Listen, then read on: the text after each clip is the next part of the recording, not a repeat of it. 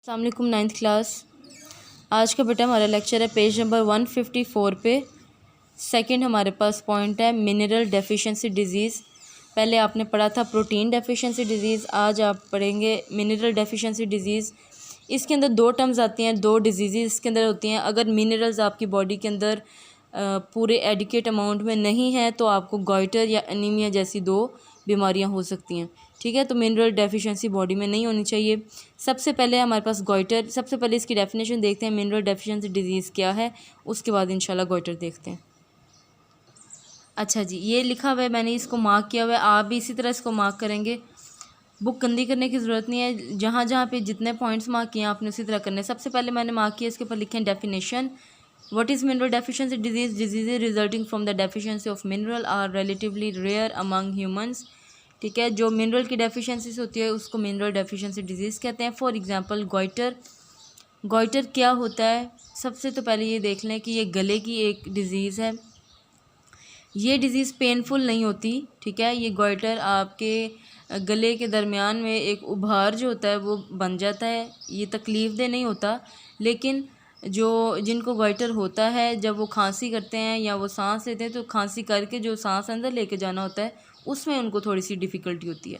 ठीक है, अच्छा जी, it is a condition cause by insufficient amount of iodine in diet. आपकी डाइट में आयोडीन की अगर कमी है तो गॉइटर होने के चांसेस होते हैं। Number 2, iodine is also use by thyroid gland to produce hormones that controls the body's normal functioning and growth. आपकी बॉडी के जो गले के अंदर जो थायराइड ग्लैंड होता है, ग्लैंड कोई भी हो, सिक्रीशन कॉज करता है, हार्मोन प्रोड्यूस करता है। ये थायराइड ग्लैंड भी हार्मोन प्रोड्यूस करता है, वो हार्मोन जो आपकी बॉडी की फंक्शनिंग को कंट्रोल करता है और आपकी बॉडी की ग्रोथ को कंट्रोल करता है। अगर आपके पास आपकी डाइट में आयोडीन की कमी हो जाती है तो ऑब्वियसली थायराइड ग्लैंड वर्किंग नहीं करेगा, जिसकी वर्किंग ना करने की वजह से आपकी ग्रोथ पे भी फ़र्क पड़ सकता है और आपकी बॉडी की जो फंक्शनिंग है उस पर भी फ़र्क पड़ सकता है।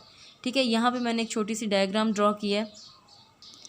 ये मैंने साइड पे छोटी सी डायग्राम ड्रॉ की है, आप लोग भी इसको ड्रॉ कर लें। यहाँ से आपको पता चलेगा, जैसे ये आपका गला है। ठीक है, ये आपकी जो एसोफेगस और ट्रकिया वाला जो साइड होता है वो है। इसके ऊपर वाला जो रीजन है इसको एडम्स एप्पल कहते हैं। इसको आपने नहीं देखना, ये आपके रिलेटेड नहीं है लेक्चर के। यहाँ पे आप देखिए, यहाँ पे ग्लैंड्स हैं, ये बिल्कुल नॉर्मल है। ठीक है, इसको कहते हैं थायराइड ग्लैंड्स। ये बटरफ्लाई शेप का जो आपको नज़र आ रहा है पिंक कलर में, इसको कहते हैं थायराइड ग्लैंड्स। ये डायग्राम साइड पे ड्रॉ कर लें अपनी। ठीक है, ये मैं इसको थोड़ी देर के लिए ऐसे रखती हूँ ताकि आप स्क्रीनशॉट ले लें।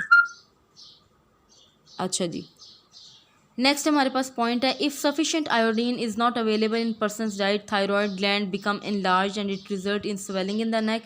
अगर सफिशिएंट अमाउंट आयोडीन की हमारी बॉडी में नहीं जाती हमारी डाइट के ज़रिए तो जो थायराइड ग्लैंड है वो एनलार्ज हो जाते हैं। जो मैंने पहले आपको बटरफ्लाई शेप यहाँ पे दिखाई, ये बड़ी हो जाती है और ज़्यादा फूल जाती है। ठीक है, and it results in swelling in the neck, और इस तरह नेक में एक स्वेलिंग आ जाती है। This condition is known as goitre. इस कंडीशन को गॉइटर कहते हैं।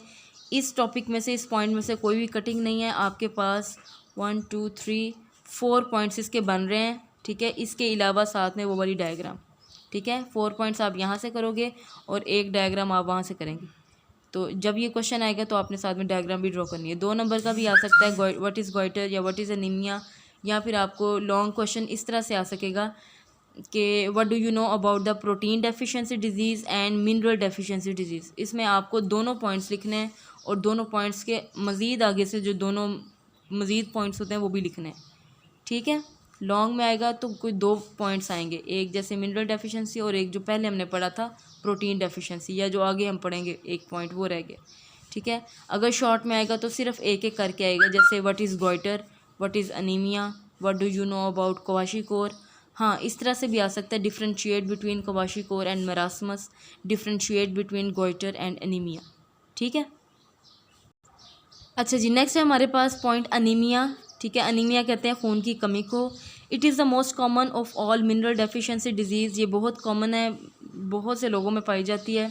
The term anaemia literally means a lack of blood. Anaemia का लफ्ज़ी मतलब क्या है? खून की कमी। लैक कहते हैं कमी को, खून की कमी।